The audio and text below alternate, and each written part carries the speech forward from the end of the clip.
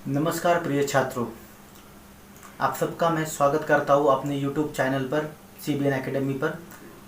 आज का जो वीडियो होने वाला है वो है महाराष्ट्र बोर्ड के इतिहास विषय पर, जो 12वीं का इतिहास है। पहला पार्ट है यूरोप में ज्ञान और विज्ञान का विकास।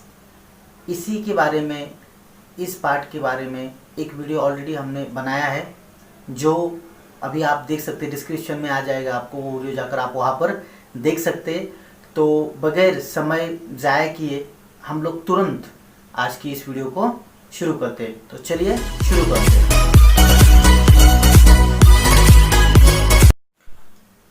यूरोप में ज्ञान और विज्ञान का विकास, इसके बारे में हम लोग आज बात करने वाले हैं। तो सबसे पहले ये जान लेते हैं कि इसमें शुरुआत जो है वो है धर्म युद्ध के बारे में। जो धर्म युद्ध का जो पूरा पॉइंट है, उसमें धर्म युद्ध कब हुआ, कैसे हुआ और बाकी सारी चीज़ें जो है वो हमने पहले वीडियो में बना के रखी। मैंने आपको पहले ही बताया कि पहला वीडियो हम बना चुके हैं, तो वो डिस्क्रिप्शन में आपको मिल गया होगा, आप वहाँ से वो वीडियो देख सकते हैं। और उसके आगे हम लोग आज शुरू करते हैं। तो आज हम लोग बात करने वाले हैं कि उस धर्म युद्ध के बाद यूरोप में किस तरीके से बदलाव आए, यूरोप में कैसे सामाजिक रूप से, धार्मिक रूप से या फिर वैज्ञानिक रूप से कैसे सारी चीज़ें बदलती गई और कैसे कुछ उसका प्रभाव पूरी दुनिया पर पड़ता गया। तो सबसे पहले ये शुरुआत करते हैं कि यूरोप में, आज का हमारा जो मुद्दा होने वाला है, यूरोप में हुआ ज्ञान और विज्ञान का विकास। तो इसमें सबसे पहले हम लोग देखते हैं कि शुरुआत कैसे हुई इस सारी चीज़ों की। देखिए, आप सबको पता है कि दुनिया में सबसे महत्वपूर्ण जो खंड है, जो देश है, वो शुरुआत उसी यूरोप से हुई। यूरोप के जो देश थे वो सभी चीज़ों में पहले से अच्छे थे और उन्होंने बाद में सारे देशों को उसमें अच्छा बनाया है। आप सबको पता है ये।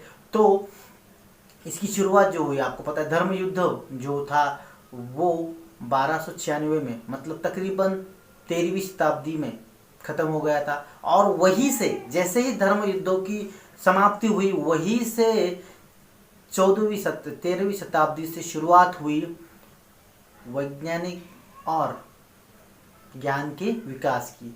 तो यहाँ पर 13वीं, 14वीं और 15वीं, ये जो 3 शताब्दी है, 300 साल, ये जो है वो बहुत ही महत्वपूर्ण माने जाते हैं विज्ञान के लिए। इसी वजह से इसको एक तरीके से उत्कर्ष वर्ष या फिर महत्वपूर्ण वर्ष भी माना जाता है, जिसमें आपको ये दिखाई देगा कि इन 300 साल में यूरोप में बहुत बड़े पैमाने पर प्रगति की गई। बहुत सारी चीज़ों में इन्होंने नई नई चीज़ें ढूंढी और इसी वजह से पूरी दुनिया में बहुत नई चीज़ें देखने को मिली। तो ये था पहला पॉइंट, जो शुरुआत है।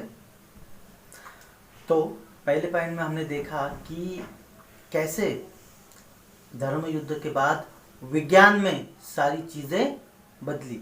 अभी दूसरा ये जो है, दूसरा पॉइंट जो है, जो एक नई दिशा मिली थी, जीवन में एक नया स्वरूप आया था यूरोप के लोगों की।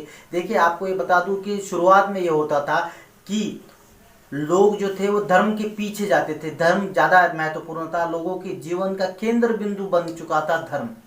मतलब धर्म के लिए ही जीना है और धर्म के लिए ही मरना, यही नीति से लोग चलते आ रहे थे। कई गुना, मतलब लोग धर्म या फिर भगवान या फिर जो उनके पोप है, ख्रिस्ती पोप, उनसे बड़ा कोई भी नहीं, इस स्वरूप से ये सारी चीज़ें चली जा रही थी। लेकिन बाद में धीरे धीरे, जैसे जैसे धर्म युद्ध हुआ, उसके बाद विज्ञान का प्रसार हुआ, धीरे धीरे लोगों की जो विचार है वो बदलते चले गए। देखिए, आप मतलब शुरुआत में वो लोग विचार करते थे कि ईश्वर के बारे में सब कुछ, सब ईश्वर महत्वपूर्ण है, ईश्वर के लिए जीना है, ईश्वर के लिए सारी चीज़ें करनी है।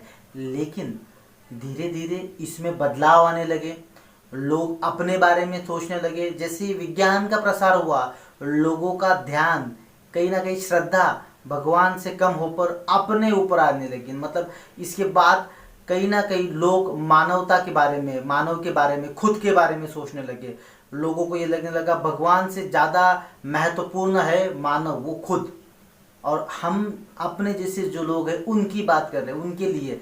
जो पिछले 300 सालों में, पिछले 300 सालों में जो युद्ध हुए वो सिर्फ धर्म के नाम पर हुए। वहाँ पर यूरोप के लोगों ने या फिर एशिया के लोगों ने एक दूसरे को मारा, काटा, ये सारी चीज़ें जो हुई है इसका कारण बहुत ही सादा है कि अपना धर्म कैसे अच्छा है, अपने धर्म में कैसे अच्छी चीज़ें वो दिखाने की कोशिश की गई थी। लेकिन बाद में लोगों को ये अंदर से भावना आने लगी कि धर्म से ज़्यादा महत्वपूर्ण है इंसान, इंसानियत।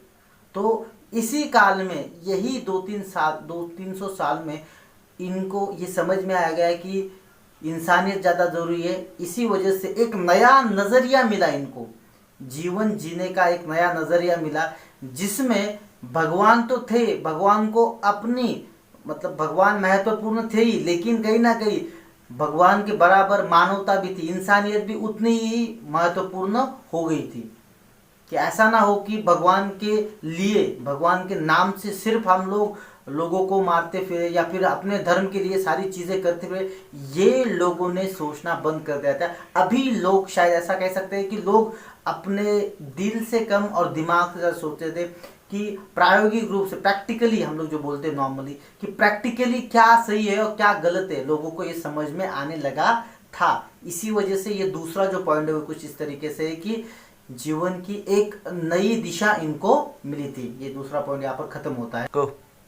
जो तीसरा पॉइंट है हमारा वो है यूरोप में हुई संशोधन। देखिए हुआ ये है कि जो संशोधन हुए, जो रिसर्चेस हुई यहाँ पर, वो पहले नहीं होती थी, ऐसा कुछ भी नहीं। बहुत बड़े पैमाने पर यूरोप में पहले भी संशोधन होते रहे थे, लेकिन अभी इन 300 सालों में बहुत बड़े पैमाने पर संशोधन हुए, बहुत सारी चीज़ें बदली यहाँ पर। आपको बता दूं कि जैसे ही यहाँ पर ये धर्म युद्ध खत्म हुआ, वहाँ पर संशोधन का जो कहीं ना कहीं वृद्धि बढ़ती गई, ज़्यादा होते गए। इसमें शुरुआत थी जैसे निकोलस कोपरनिकस ने 1543 में दूरबीन की खोज की, जो बहुत ही ज़रूरी थी कहीं ना कहीं उस टाइम पर, कि बहुत बड़े पैमाने पर इसका उपयोग किया गया और उसकी वजह से कई सारी पुरानी बातें जो लोगों के दिमाग में थी वो बदली। आपको बता दूं उसके बाद, उसके कुछ ही दिनों बाद, मतलब 1609 में गैलीलियो ने उस दूरबीन को और अच्छा बनाया और इस वजह से कुछ सिद्धांत जो थे वो बदले। जो एरिस्टोटल, जो दुनिया के एक महत्वपूर्ण व्यक्ति हुए हैं, उनकी जो विचार है वो वहाँ से, सिद्धांत कहीं ना कहीं वहाँ से बदले गए, कि विचार बदले गए।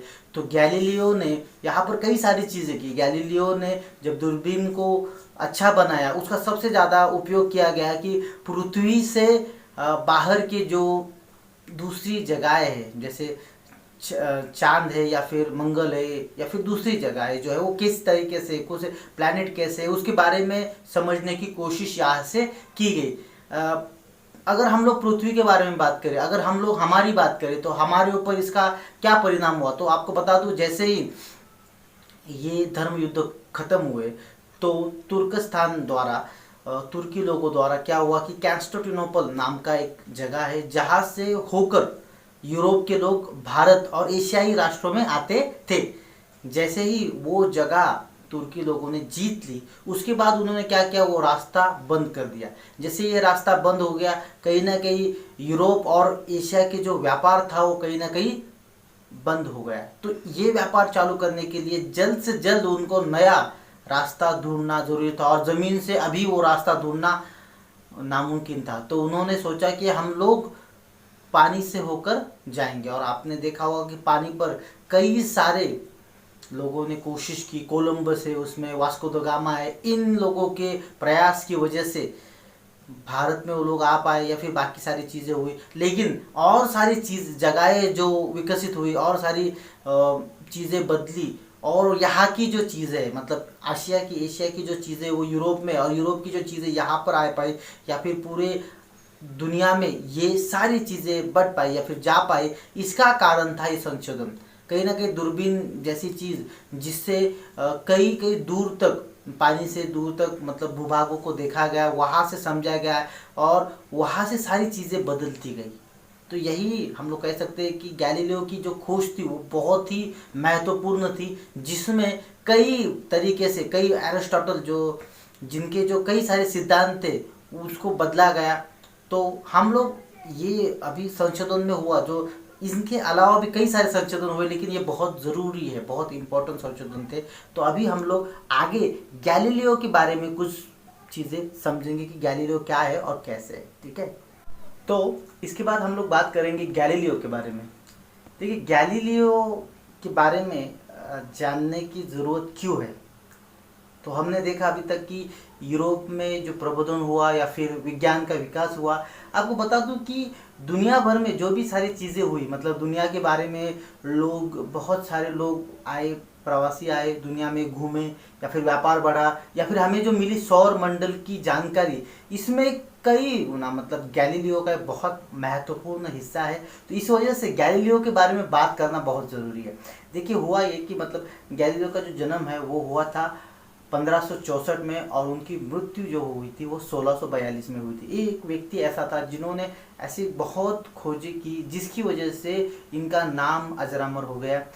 तो इसकी शुरुआत हुई एरिस्टोटल जी जो थे, उनका एक कहना था, मतलब उनका एक सिद्धांत है। उस सिद्धांत के हिसाब से वो ये कहते हैं कि कोई भी चीज़ अगर हम लोग आसमान से कहीं से भी नीचे डालें तो उसके वजन के हिसाब से वो नीचे आएगी। अगर मतलब कोई चीज़ भारी है, समझो कोई चीज़ भारी है, तो वो जल्दी नीचे आएगी, और जो चीज़ हल्की है वो धीरे धीरे नीचे आएगी। इसके बारे में ये सिद्धांत रखा गया और लोगों ने इसको मान भी लिया। लेकिन बाद में जाकर इस सिद्धांत में बदलाव करना पड़ा, जब झुकते हुए मीनार के बारे में बात की गई, और ये सिद्धांत रखा गया गैलीलियो की तरफ से, और उन्होंने ये प्रूव कर दिया कि एरिस्टोटल जी का सिद्धांत पूरी तरीके से सही नहीं है। उन्होंने ये नहीं कहा कि गलत है, लेकिन पूरी तरीके से सही है ऐसा भी नहीं है। तो ये उनकी शुरुआत थी। इसके बाद आपको मैंने अभी बताया है कि निकोलस कोपरनिकस ने दूरबीन की खोज की। तो दूरबीन की खोज करने के बाद मतलब 1543 में उन्होंने 43 में उन्होंने दूरबीन की खोज की थी। तो उसके कुछ ही साल बाद, मतलब उसके कुछ साल बाद इनका जन्म हुआ 1564 में।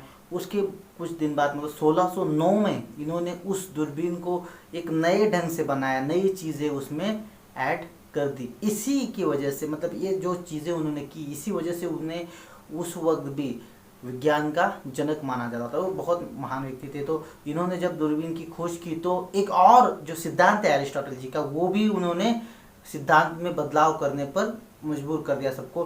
कि एरिस्टोटल जी के द्वारा ये कहा गया था कि जो चांद है वो स्वयं प्रकाशित है, वो तारा है, वो खुद से प्रकाश देता है, और वहाँ पर जो उसकी जो सतह है वो बिल्कुल भी मतलब सीधी है, उसमें कोई भी खड्डे वगैरह नहीं। लेकिन जब गैलीलियो ने कोपरनिकस जी का जो दूरबीन थी उसमें बदलाव किए, तो वो बदलाव होने के बाद तुरंत वहाँ पर, तो इसकी वजह से ये हुआ कि जो लोगों की सोच थी कि चांद स्वयं प्रकाशित है, चांद को किसी की ज़रूरत नहीं है, और चांद की जो सतह वो सीधी है, ये जो राय थी उनकी, जो विचार थे, वो पूरी तरीके से खारिज कर दी। उन्होंने बताया कि चांद पर बड़े बड़े गड्ढे हैं, वहाँ पर पर्वत है।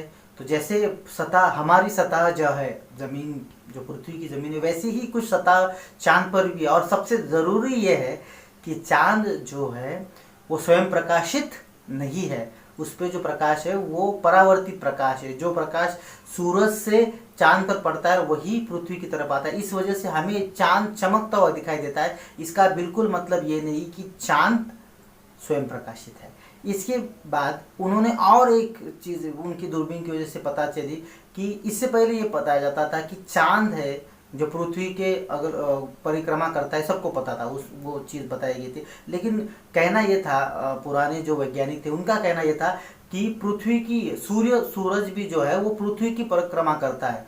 तो बिल्कुल ऐसा नहीं था। सौर मंडल जो है वो पृथ्वी के आजू बाजू घूमता है। ये सोच उस वक्त थी, वो उन्होंने पूरी तरीके से बदल दी। उन्होंने बताया कि सूरज के परिक्रमा पृथ्वी के साथ कई और ग्रह करते हैं। हालांकि चांद जो है वो परिक्रमा पृथ्वी की करता है, लेकिन सूरज पृथ्वी की परिक्रमा करता नहीं है, पृथ्वी सूरज की परिक्रमा करती है। ऐसा रोज देखते हैं हम लोग, सूरज उगता है और डूबता है तो हमें लगता है कि सूरज घूम रहा है, लेकिन एक्चुअल में ऐसा नहीं है, असली रूप में यह है कि पृथ्वी घूम रही है। ठीक है, तो ये बात भी सिद्ध की उन्होंने कि 24 घंटे में एक बार घूमती है, पूरी खुद को परिक्रमा देती है, और उसमें 365 दिन लगते हैं पूरे सूरज को चक्कर लगाने में। तो ये ऋतु और बारिश बाकी सारी चीज़ें इसी से हमें पता चली। इसमें और एक इंटरेस्टिंग बात है, लास्ट पॉइंट है इस वीडियो का, तो बहुत ज़रूरी है कि गैलीलियो की जब हम लोग बात करें, गैलीलियो के बारे में इतनी सारी बात कर रहे हैं, तो आपको बता दूं कि वराह मिहिर नाम का एक व्यक्ति था, 6वीं शताब्दी में भारत में हुआ। उन्होंने अपने एक किताब में ऐसा लिख के रखा है कि पृथ्वी जो है वो सूरज की परिक्रमा करती है। उस वक्त तक ये किसी ने सिद्ध नहीं किया था। तो ये बात हमको जानकर खुशी होगी कि कहीं ना कहीं गैलीलियो से पहले भी भारत में ऐसा कोई व्यक्ति था जिसको ये पता था कि सूरज पृथ्वी की नहीं, पृथ्वी सूरज की परिक्रमा करते। ठीक है, इसी के साथ आज का ये जो पॉइंट है वो ख़त्म होते हैं, और आपको ये वीडियो पूरी तरीके से समझ में आ गया होगा। इसके साथ आपके जो बुक है उसमें आप पढ़ लेंगे तो आपको और समझ में आएगा, और आगे की बातें समझने के लिए अगले पार्ट्स भी देखिए। धन्यवाद।